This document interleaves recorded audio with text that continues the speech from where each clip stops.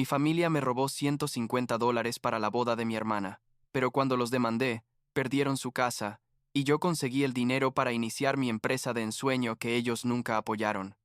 Tengo 33 años, trabajo en marketing digital para una empresa mediana, y lo que pasó hace unos meses literalmente destruyó cualquier relación que tenía con mi familia.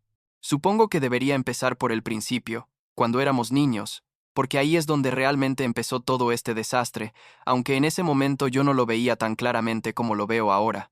Crecí con mi hermana Melissa, que es como 6 años menor que yo, y desde que ella nació todo cambió en mi casa. No es que mis padres fueran malos conmigo antes, pero cuando llegó ella, era como si yo dejara de existir, ¿sabes? Toda la atención, todo el dinero, todo giraba alrededor de Melissa. Ella quería clases de ballet, se las pagaban. Quería el iPhone más nuevo, lo conseguía. Yo pedía ayuda para pagar la universidad y me decían que consiguiera un trabajo de medio tiempo porque ellos no podían permitírselo. Mirando hacia atrás, debí haberlo visto venir, pero supongo que cuando estás en medio de eso, te acostumbras, te dices a ti mismo que así son las familias, que tal vez estás exagerando. Yo era el hijo mayor, se suponía que debía ser más independiente, más responsable, y ellos necesitaban enfocarse en mi hermana porque era más chica. Al menos eso es lo que me decía a mí mismo. La cosa es que esta dinámica siguió durante años, décadas en realidad. Melissa fue a una universidad privada carísima. Mis padres pagaron todo. Yo fui a una universidad estatal y trabajé como mesero para pagar mi renta. Melissa se graduó y mis padres le compraron un auto nuevo. Yo me gradué y nadie vino a mi ceremonia porque coincidía con un recital de danza de Melissa. Así era todo, básicamente. Y yo, tipo, nunca dije nada. Nunca confronté a nadie. Simplemente aceptaba que así eran las cosas y seguía adelante con mi vida. Construí mi carrera, hice buenos amigos, ahorré dinero. Tenía planes, ¿sabes? Quería dejar mi trabajo y empezar mi propio negocio de consultoría digital. Había estado ahorrando durante años para tener el capital inicial, tenía todo planeado, había hablado con clientes potenciales, estaba a punto de dar el salto, y entonces, hace como 6 meses, recibo una llamada del banco. Era un martes por la tarde. Estaba en mi oficina revisando unos reportes cuando vi un número desconocido en mi teléfono. Normalmente no contesto llamadas de números que no conozco, pero algo me hizo contestar esa vez. Era una mujer del departamento de préstamos de un banco donde ni siquiera tengo cuenta, y me dice, estamos llamando para verificar su identidad en relación con un préstamo por $150 que solicitó la semana pasada. Y yo me quedé tipo, ¿qué? Yo no solicité ningún préstamo. Le dije que tenía que haber algún error, que alguien probablemente estaba usando mi identidad de manera fraudulenta, y ella se puso muy seria y me dijo que necesitaban que fuera a una sucursal lo antes posible porque esto era muy serio. Fui al banco al día siguiente, ya sabes, pensando que iba a ser un simple caso de robo de identidad, que tendríamos que hacer algunos reportes policiales y ya. Pero cuando me siento con el oficial del banco y empiezo a revisar los documentos, veo la firma en la aplicación del préstamo y es una imitación bastante buena de mi firma, pero definitivamente no es mía. Y luego veo los nombres de quienes solicitaron el préstamo principal y casi me caigo de la silla. Eran mis padres. Me habían puesto como cofirmante sin mi conocimiento ni consentimiento. El préstamo era por $150, con un plazo de 2 años de repago, y según los documentos, el dinero ya había sido desembolsado una semana antes. No podía respirar bien. Sentía como si alguien me hubiera golpeado en el estómago.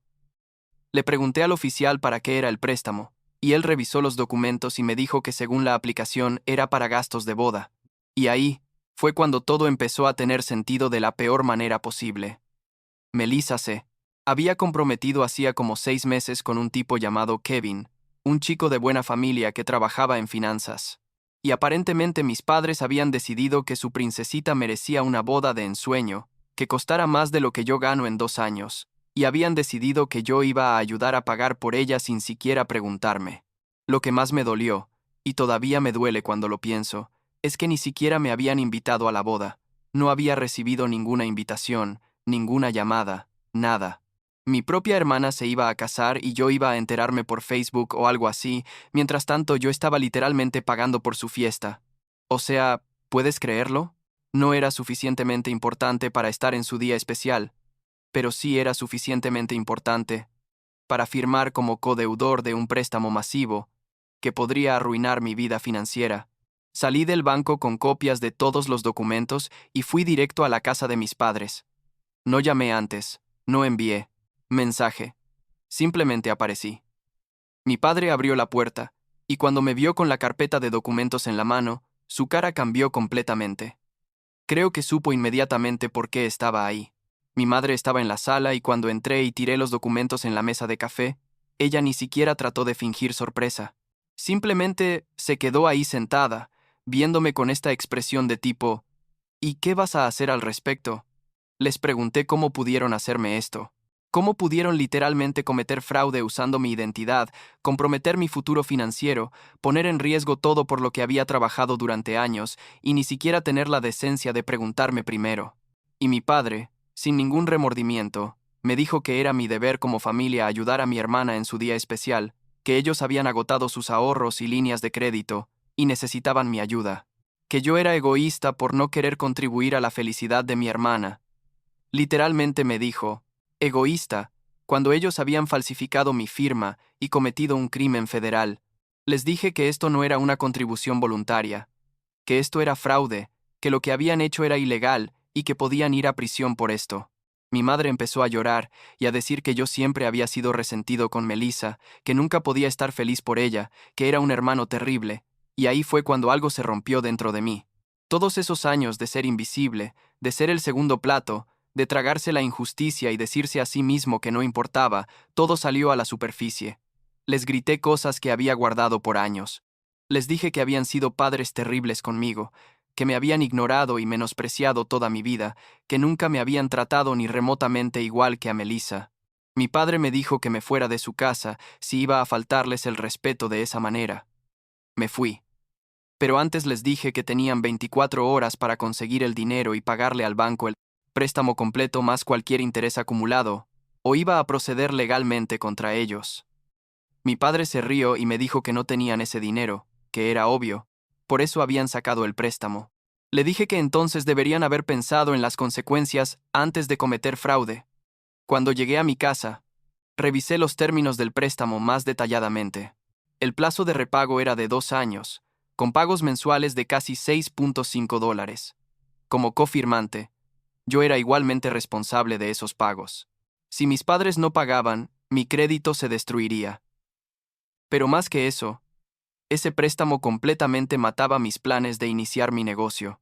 Había estado ahorrando durante 5 años para tener suficiente capital para poder dejar mi trabajo y dedicarme tiempo completo a mi startup durante al menos el primer año. Pero con esta deuda colgando sobre mi cabeza, no podía tomar ese riesgo. Necesitaba mantener mi trabajo estable para asegurarme de que si mis padres dejaban de pagar, yo pudiera cubrir los pagos y proteger mi crédito. Básicamente habían robado mi futuro para financiar una fiesta de un día. Al día siguiente llamé a mi amigo Robert, que es abogado, y le conté toda la situación. Él me dijo que tenía un caso claro de fraude de identidad y falsificación, que podía reportarlo a la policía y definitivamente ganar. También me dijo que probablemente debería considerar si realmente quería enviar a mis padres a prisión. Le dije que en ese momento no me importaba, que habían cruzado una línea que no tenía retorno. Pero antes de ir a la policía, decidí hacer algo que probablemente no fue lo más maduro, pero que en el momento me pareció absolutamente necesario. Le envié un mensaje a Kevin, el prometido de Melissa, contándole exactamente lo que había pasado.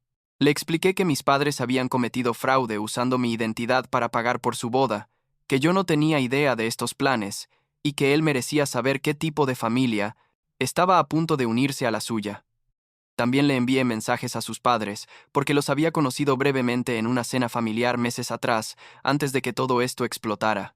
Les adjunté copias de los documentos del banco, la evidencia del fraude, todo. La cosa explotó. Melissa me llamó histérica, esa misma noche, gritándome que cómo me atrevía a involucrar a Kevin en esto, que esto era entre nosotros y nuestra familia, que yo estaba arruinando su vida por despecho. Le dije que ella había estado perfectamente feliz, dejándome pagar por su boda sin mi conocimiento ni consentimiento. Así que no. Esto no era solo entre nosotros. Le pregunté si ella sabía lo que nuestros padres habían hecho, y ella juró que no tenía idea, que pensaba que ellos habían conseguido el dinero de sus propios ahorros o un préstamo a su nombre. Colgué sin creerle realmente. Al día siguiente, Melissa apareció en casa de mis padres, según me enteré después, y hubo una pelea enorme. Ella les gritó por haberle mentido sobre de dónde venía el dinero, por haberla puesto en esa posición, por hacer algo tan ilegal y estúpido.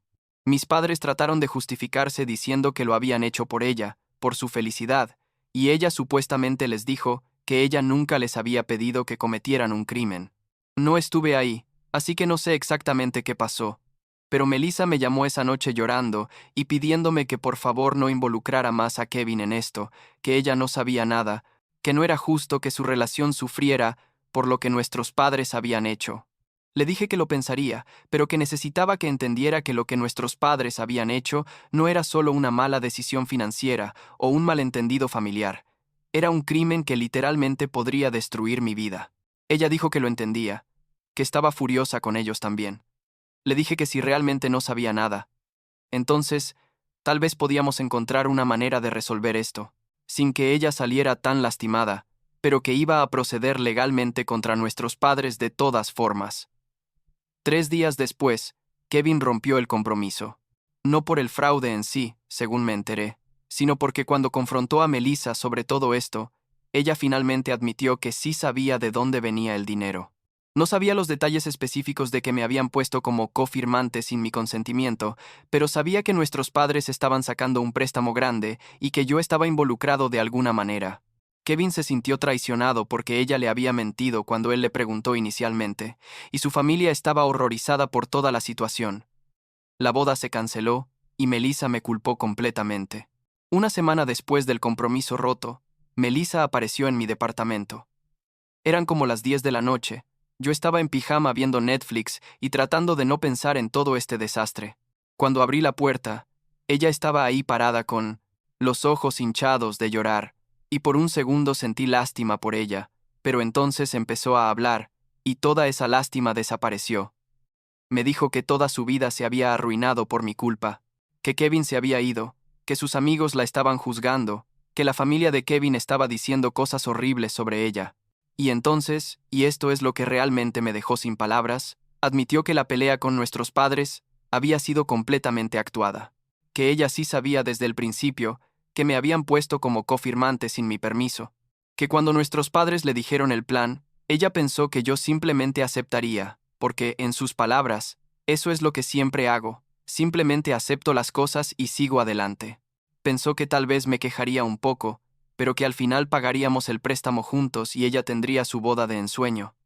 Le pregunté si alguna vez consideró invitarme a la boda, ya que aparentemente yo la estaba pagando. Y ella, sin ningún tipo de vergüenza, me dijo que no me había invitado porque yo hacía las cosas incómodas, que yo siempre tenía esta actitud de tipo resentido alrededor de ella y nuestros padres, y ella no quería esa energía negativa en su día especial. Literalmente me dijo eso. No quería mi energía negativa mientras yo pagaba por su fiesta. Le dije que saliera de mi casa y que nunca volviera a hablarme. Ella empezó a gritar que yo era un hermano horrible, que la familia se supone que se apoya mutuamente, que cómo podía ser tan frío con ella cuando lo estaba perdiendo todo. Le dije que lo había perdido por sus propias acciones y las acciones de nuestros padres, no por las mías. Que yo no pedí ser víctima de fraude, que yo no pedí ser excluido de mi propia familia mientras me robaban mi futuro.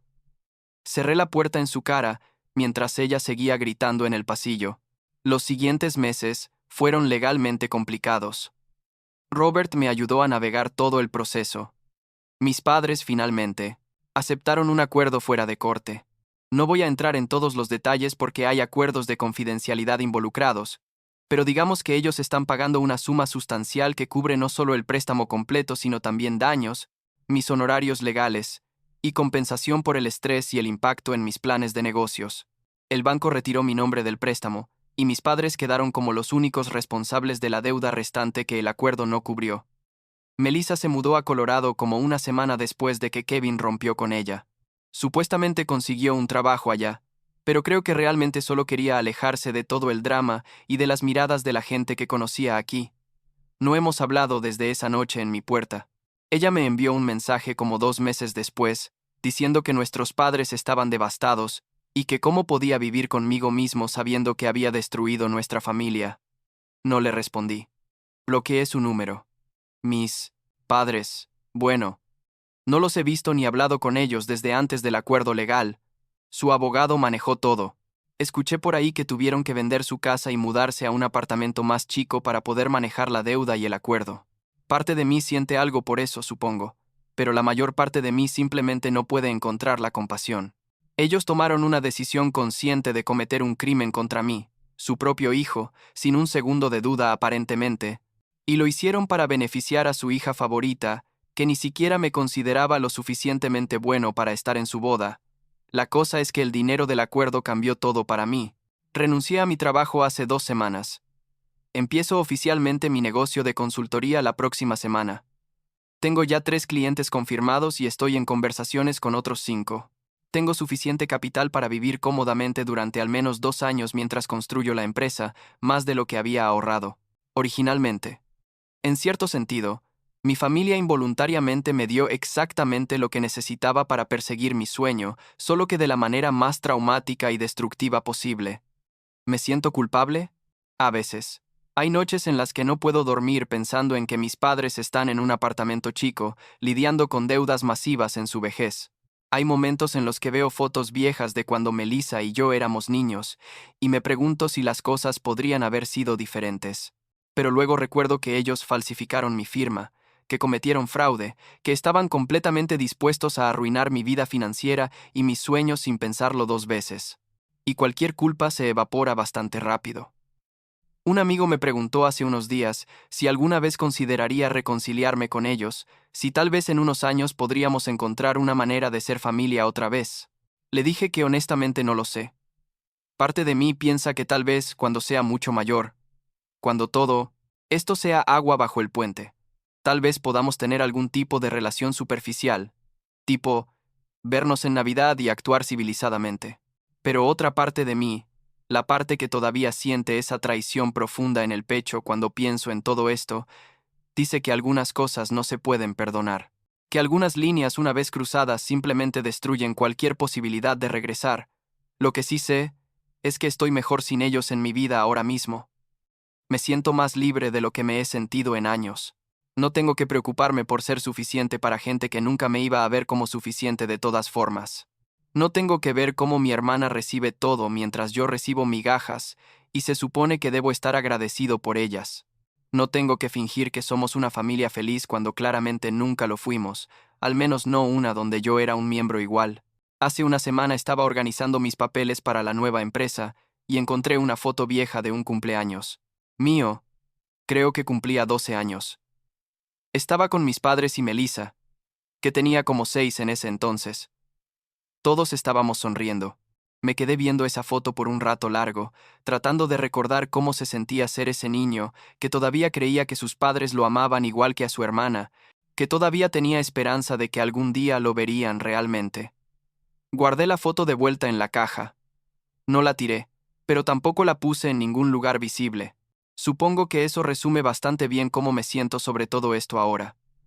Esa familia existió en algún momento, o tal vez nunca realmente existió y solo era una ilusión que yo mantenía porque necesitaba creer en ella, pero definitivamente no existe ahora, y estoy llegando a un punto donde puedo aceptar eso. La semana que viene, empiezo mi nueva vida, mi propio negocio, mis propias reglas, mi propio camino, sin nadie diciéndome que soy egoísta por querer construir algo para mí mismo, sin nadie falsificando mi firma, o usando mi identidad para beneficiar a otra persona. Solo yo, mis habilidades, y las oportunidades que pueda crear con ellas. Y eso es suficiente por ahora, supongo.